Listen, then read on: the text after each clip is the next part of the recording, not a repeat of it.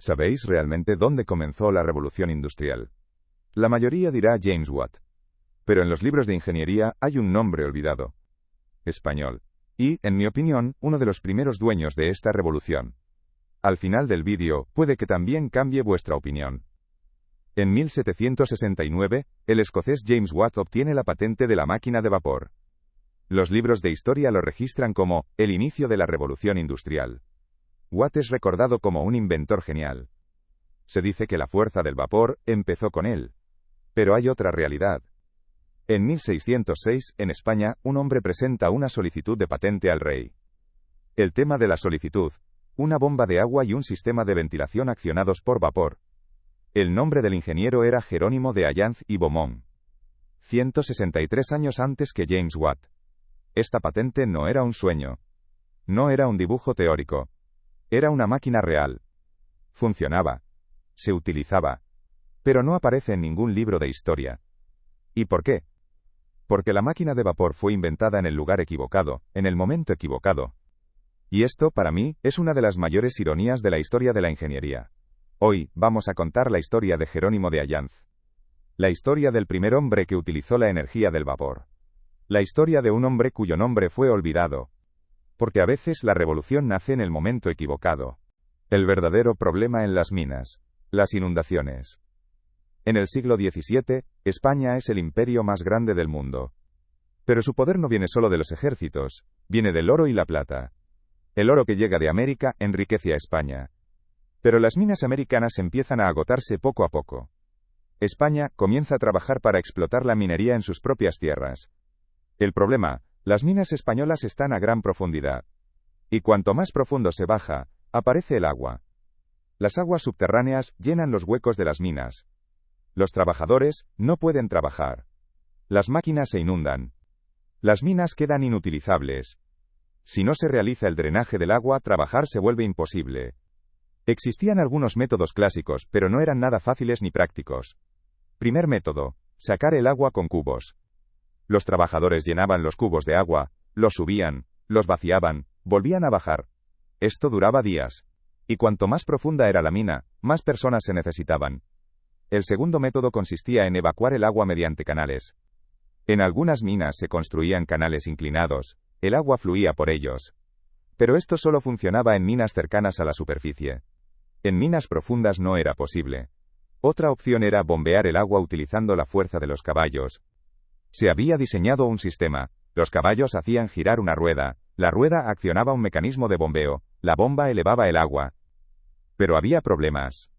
Los caballos se cansaban, había que cambiarlos constantemente. El sistema era lento, en minas profundas resultaba insuficiente. El costo de mantenimiento era elevado. A finales de siglo, las minas españolas habían entrado en crisis. Las inundaciones detenían la producción. El Estado buscaba una solución. Y en 1597, el rey Felipe III encargó la tarea a un hombre, Jerónimo de Allanz. Un hombre del Renacimiento. Jerónimo de Allanz y Beaumont nació en Navarra en 1553. Provenía de una familia noble. Pero la nobleza no lo limitó. Desde joven recibió formación en ingeniería y matemáticas. Pero no solo teórica, práctica. Asistió a la academia militar. Se convirtió en oficial. Participó en guerras. Pero incluso en el campo de batalla, hacía ingeniería. Durante una batalla, el ejército se quedó sin agua. Allanz diseñó una bomba de agua. Extrajo agua subterránea. El ejército se salvó. En otra ocasión, se produjo un incendio en una fortaleza. Allanz diseñó un sistema de agua a presión. Apagó el fuego. El rey Felipe III se dio cuenta de las habilidades de Allanz. Le dio una misión especial: salvar las minas. En 1597, Allanz fue nombrado administrador general de las minas. Su tarea: encontrar una solución a las inundaciones. Allanz visitó las minas, habló con los trabajadores, escuchó a los ingenieros, vio los problemas. Y entonces surgió una idea. ¿Y si el agua pudiera extraerse con otra fuerza, en lugar de la fuerza manual? ¿Pero qué fuerza? La fuerza de los caballos era insuficiente. La fuerza del viento era inestable. Allanz miró hacia otra fuente, el vapor. La máquina de vapor de ANZ y la patente de 1606. El vapor no era un concepto nuevo en aquella época, la gente estaba familiarizada con él. El agua hirviendo produce vapor, genera presión. Pero nadie había hecho que el vapor realizara trabajo mecánico. Allanz se dio cuenta de algo. El vapor crea presión. La presión puede crear movimiento. ¿Pero cómo? Allanz diseñó un sistema. Principio de funcionamiento. Se necesitaba una caldera cerrada. Una gran caldera metálica, agua en su interior, fuego debajo. Cuando el agua hervía, se formaba vapor.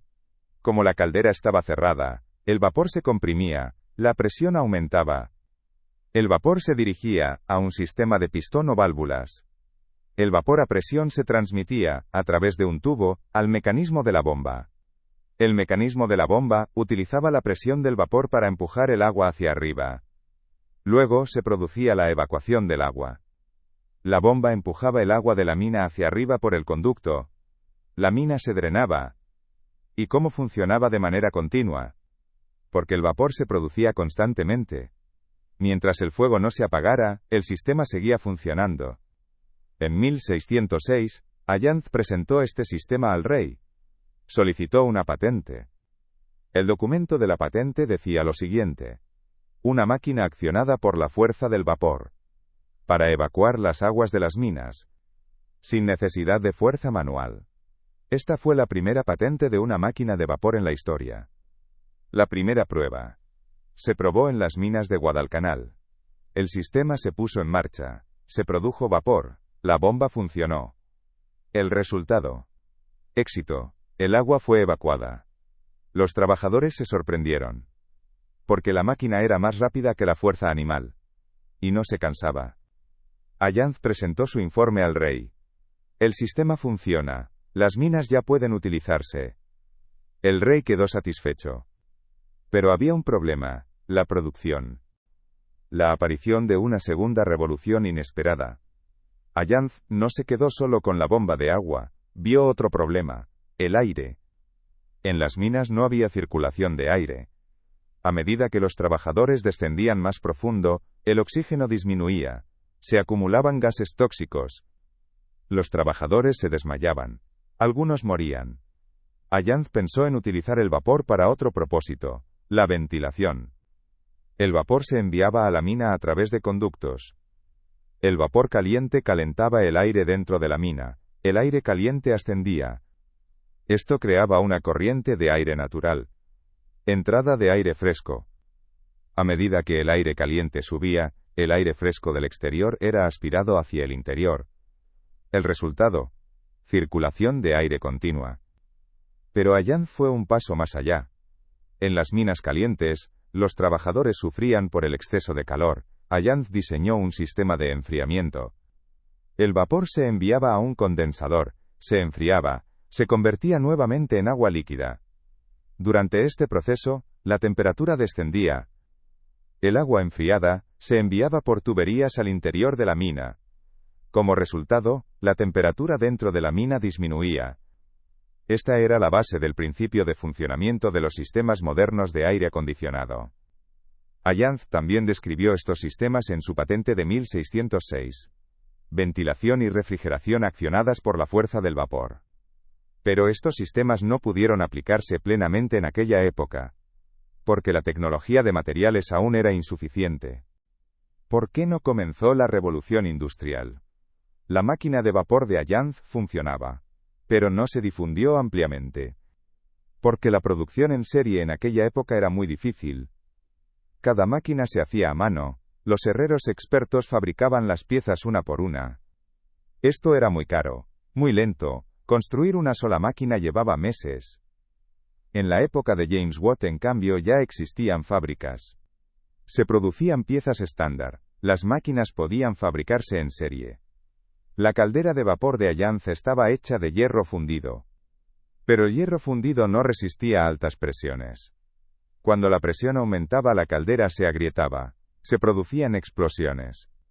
En el siglo XVIII la tecnología de producción de hierro mejoró. Se fabricaron metales más resistentes, las calderas de vapor se volvieron seguras. El uso de combustibles ineficientes. Las máquinas de Allanz funcionaban con leña, pero la leña no era un combustible eficiente. En el siglo XVIII, el uso del carbón se generalizó, el carbón producía más calor, las máquinas de vapor funcionaban con mayor eficiencia. Otro problema era la necesidad económica. En la España del siglo XVII no hubo un auge industrial, las minas eran el único campo de aplicación. En Inglaterra en el siglo XVIII, las industrias textil, del carbón y del hierro explotaron. Las máquinas de vapor se necesitaban en todas partes. La máquina de Allanz nació 150 años antes de su tiempo. Y por eso, fue olvidada. El legado de un comienzo silencioso. Jerónimo de Allanz murió en 1613, tenía 60 años. Los documentos de patente quedaron en los archivos reales. Durante siglos, nadie los leyó. En la década de 1950, un historiador español encontró esos documentos mientras revisaba los archivos. Se sorprendió. Porque las descripciones de la máquina de vapor de 1606 se parecían mucho a la patente de James Watt de 1769.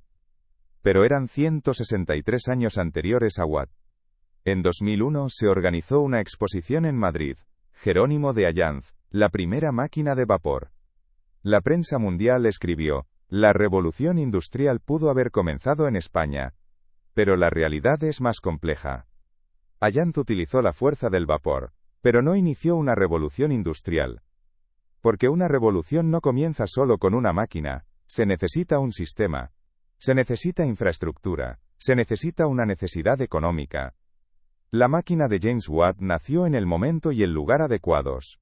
Inglaterra estaba preparada para industrializarse. La de Allanz, en cambio, se quedó en España, porque España aún no estaba preparada. Pero eso no disminuye el valor del genio de Allanz. Él vio el potencial del vapor, lo transformó en trabajo mecánico. Y lo hizo siglos antes de que nadie más lo pensara. Hoy, en la Biblioteca Nacional de Madrid, se conservan los documentos de patente de Allanz. Un visitante, al mirar esos documentos, dijo: este hombre estaba muy adelantado a su tiempo, pero el mundo aún no estaba preparado. Quizá la historia sea así, a veces las ideas tienen que esperar su momento. Y la idea de Allanz esperó 163 años. La revolución, nacida en el momento equivocado. Jerónimo de Allanz no fue el primer hombre en conocer la fuerza del vapor. Pero fue el primero en convertirla en trabajo mecánico. James Watt perfeccionó la máquina de vapor. Pero Allanz la inventó. La única razón por la que el invento de Allanz no se difundió fue el tiempo. Allanz nació en el momento equivocado. La tecnología aún no estaba lista. La industria todavía no existía. Pero la idea era correcta. Y 163 años después, cambió el mundo. A veces las revoluciones nacen en el momento equivocado.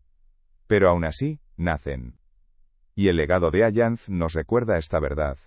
Ser el primero no siempre significa ser recordado, pero eso no reduce el valor de haber sido el primero. Allanz fue el padre de la fuerza del vapor. Pero el mundo lo descubrió 350 años después. Si te gustó el video no olvides dar like, dejar un comentario y suscribirte al canal.